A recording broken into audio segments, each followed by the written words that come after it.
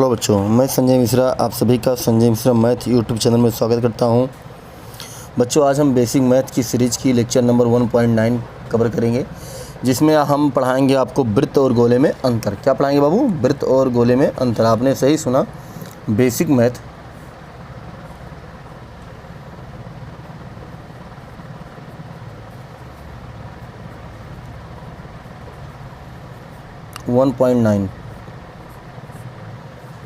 Basic math 1.9, जिसमें आप एक साइड में बताएंगे आपको वृत्त क्या होता है बेटा, मतलब सर्किल क्या होती है, और दूसरी साइड हम बताएंगे आपको गोला क्या होता है, स्फीयर क्या होता है। ठीक है, तो चलिए स्टार्ट करते हैं वृत्त और गोले में अंतर। सबसे पहले हम इनके डायग्राम से आपको दिखाएंगे कि वृत्त क्या होता है, गोला क्या होता है। तो बेटा, जो वृत्त होता है वो कुछ इस तरह से होता है, लेकिन जो गोला होता है वो भी इसी तरह से होता है। लेकिन एक शर्त ये होती है कि आप जैसे गेंद देखें, गेंद वो क्या है, गेंद क्या है, एक गोला है। लेकिन एक जो छल्ला होता है, चुल्ला होता है, चूड़ी होती है, वो सब क्या है, वृत्त है। तो यहाँ पे हम लिख सकते हैं जैसे जो छल्ला है या जो रिंग है, ये सब क्या है, वृत्त हैं। लेकिन गेंद हुआ, फुटबॉल हुआ, ये सब क्या है बाबू, गोला है। ठीक है, चलिए इसमें पहला पॉइंट स्टार्ट करते हैं। देखिए ये दो अक्ष में होता है, ये वाई अक्ष और ये एक्स अक्ष, ये X axis and Y axis. लेकिन जो गेंद होता है उसमें एक्स अक्ष और वाई अक्ष होता भी है, लेकिन उसके साथ साथ इसमें मोटाई भी होता है, मतलब ऊपर की ओर एक जेड अक्ष भी होता है। ठीक है, तो हम लिख सकते हैं वृत्त 2D में होता है, 2D, हाँ 2 डायमेंशन, दो इमेज जिसको कहते हैं, 2D में होता है। लेकिन गोला क्या होता है,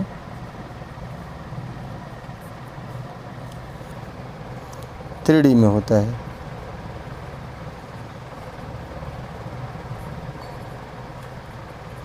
किस में होता है बाबू? 3D में होता है। ठीक है, फिर जो अगला अंतर ये होगा कि अच्छा, इसमें 2D कौन कौन सा होगा, एक्स अक्ष और वाई अक्ष। इसमें एक्स, वाई और जेड अक्ष, 3 अक्ष होगा। लेकिन इसमें केवल एक्स अक्ष और वाई अक्ष ही। ठीक है, दूसरा क्या होगा, जो वृत्त होता है, क्वेश्चन ये बनता है कि क्या और क्या अंतर हो सकता है। तो वृत्त के केंद्र को हम टच कर सकते हैं। आप सोचिए कि यदि कोई छल्ला है, कोई चूड़ी है, कोई रिंग है, तो क्या मैं उनके केंद्र को टच कर सकता हूँ, उसके सेंटर को टच कर सकता हूँ।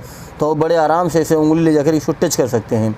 लेकिन जब हम गेंद को टच करने के जाएंगे तो पता लगेगा इसको चारों तरफ से उतनी मोटाई हो जाएगी कि हम इसके सेंटर को टच नहीं कर पाएंगे।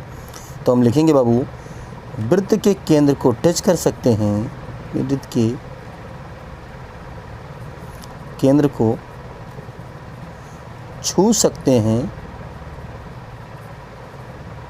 या स्पर्श कर सकते हैं, बट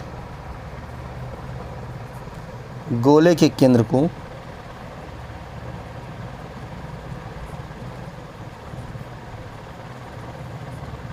नहीं छू सकते।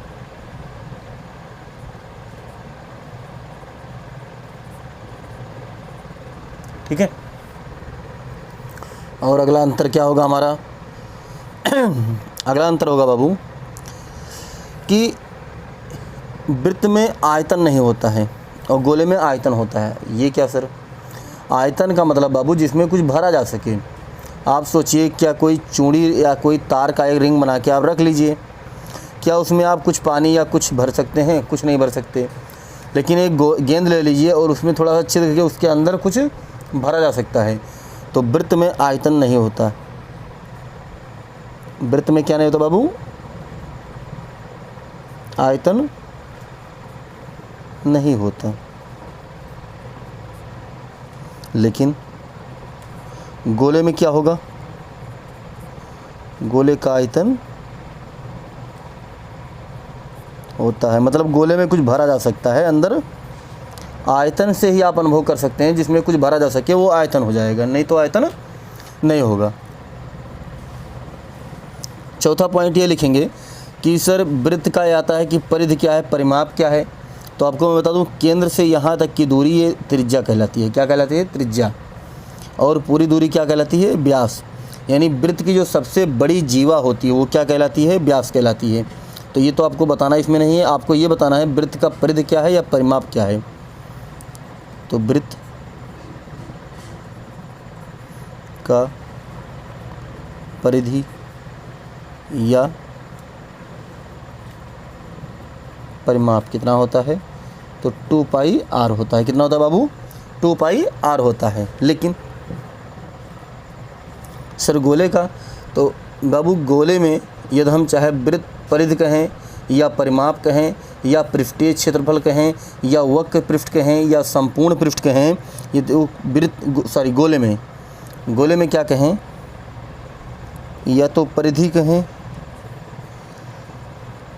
या परिमाप कहें या वक्र पृष्ठ कहें, मतलब बाहर की सतह, या पृष्ठीय क्षेत्रफल कहें,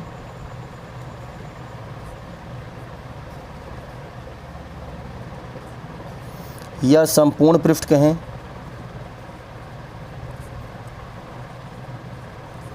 ये सब एक ही होता है जो कि 4 पाई r स्क्वायर होता है। कितना होता है? 4 पाई r स्क्वायर होता है। ठीक है, यानी हम वृत्त को देखेंगे बाहर से ही कर सकते हैं। अब उसमें चाहे उसका हम परिमाप कहें या परिधि कहें, वक्र पृष्ठ कहें, पृष्ठीय क्षेत्रफल कहें या संपूर्ण पृष्ठ कहें, बात एक ही है। या गोले का पृष्ठ कहें, या हम ये कह दें कि गोले को बनाने में कितना कैनवास लगा है, तो गोले के बाहर ही तो लपेटा जाएगा, जो कि क्या कहलाएगा? पृष्ठीय क्षेत्रफल। उसका सूत्र क्या होगा? 4 पाई r स्क्वायर। ठीक है, पांचवा अंतर ये आता है। तो बाबू इसमें क्या होगा? ये वक्र पृष्ठ होगा, लेकिन वृत्त का में क्षेत्रफल होता है। क्षेत्रफल मतलब वो एरिया कवर करता है। जैसे मान लीजिए कोई रिंग बना के रखेंगे तो उसके बीच में हम पेंटिंग कर सकते हैं, मतलब वो एरिया होता है। तो वृत्त का क्षेत्रफल, वृत्त का जो क्षेत्रफल होता है वो पाई r स्क्वायर होता है। ठीक है, आयतन होता नहीं है, आपको बता चुके हैं पहले ही। लेकिन गोले में आयतन होता है, तो आयतन कितना होगा गोले का? 4/3 पाई r क्यूब। 4/3 पाई r क्यूब। ठीक, एक सबसे और बहुत आखिरी इम्पोर्टेंट सवाल कि वृत्त के परिधि द्वारा इसके केंद्र पर क्या बनता है। तो बाबू वृत्त के परिधि द्वारा केंद्र पर कोण बनता है। क्या बनता है? कोण। तो लिख सकते हैं हम, वृत्त के केंद्र पर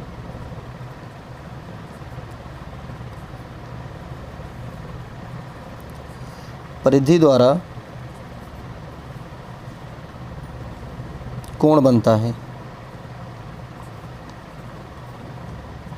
लेकिन गोले के केंद्र पर उसके परिमाप द्वारा जो बनता है उसे हम घन कोण कहते हैं। क्यों? क्योंकि ये 3D में है, और जो घन कोण बनता है वो 3D में बनता है, स्पेस में बनता है। ठीक है, तो गोले के परिमाप द्वारा, गोले के वक्र पृष्ठ द्वारा लिख सकते हैं, वक्र पृष्ठ द्वारा केंद्र पर घन कोण क्या बनता है? घन कोण बनता है। ठीक, अगला क्वेश्चन, अगला अंतर यह आएगा कि बाबू इस घन कोण का मात्रक क्या होता है। पहले कोण का, तो जो कोण बनता है वो कितना बनता है? 360 अंश का बनता है, जो कि मात्रक क्या होगा इसका? रेडियन। ठीक, यानी कोण का मात्रक क्या होगा? चलिए इसको भी मत लिखते, नहीं लिखते हैं। और यहाँ पर कितना कोण बनता है? 720 अंश का। यानी गोले के वक्र पृष्ठ द्वारा, गोले की सतह द्वारा उसके सेंटर पर जो बनाया गया कोण होता है वो 720 अंश का होता है, लेकिन केंद्र पर कितना? वृत्त के केंद्र पर 360 अंश का होता है। एक आखिरी पॉइंट और इम्पॉर्टेंट पॉइंट, जो कोण का मात्रक होता है वो रेडियन होता है। क्या होता है बाबू? रेडियन। लेकिन घन कोण का मात्रक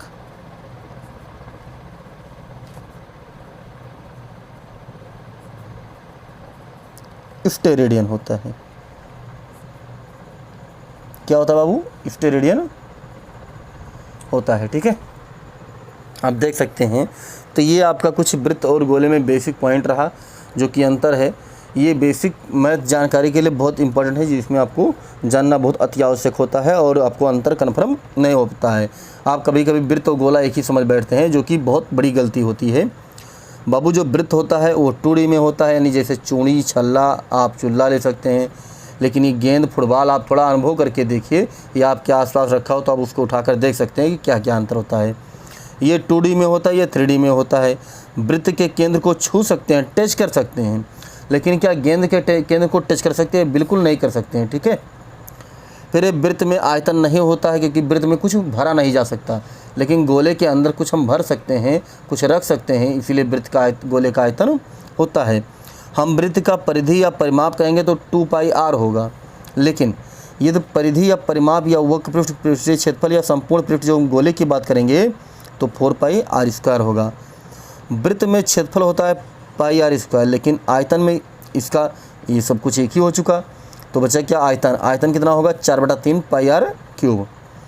वृत्त के केंद्र पर परिधि द्वारा बना कोण 360 अंश का होता है, लेकिन गोले के वक्रपृष्ठ द्वारा केंद्र पर बना कोण 720 अंश का होता है। कोण का मात्रक रेडियन होता है और घन कोण का मात्रक स्टेरेडियन, जो कि एक दूसरे की पूरक राशियाँ हैं। क्या है बाबू? ये पूरक राशियाँ भी कहलाती हैं।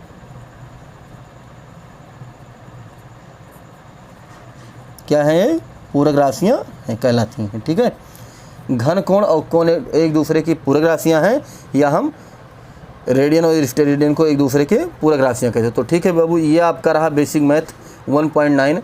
अब इसमें जो बेसिक मैथ 1.10 करके आएगा लेक्चर, उसमें हम पढ़ेंगे कि घन और घनाभ क्या होता है। क्या पढ़ेंगे बाबू? घन और घनाभ में अंतर पढ़ेंगे। तो ठीक है, ये आप देख सकते हैं, स्क्रीनशॉट लेकर इसको नोट कर सकते हैं, ये आपके लिए बहुत इंपॉर्टेंट है। और हम ये उम्मीद करते हैं कि ये वीडियो आपको पसंद आया होगा, तो आप लाइक करेंगे, शेयर करेंगे और चैनल को सब्सक्राइब करेंगे। ठीक है, धन्यवाद।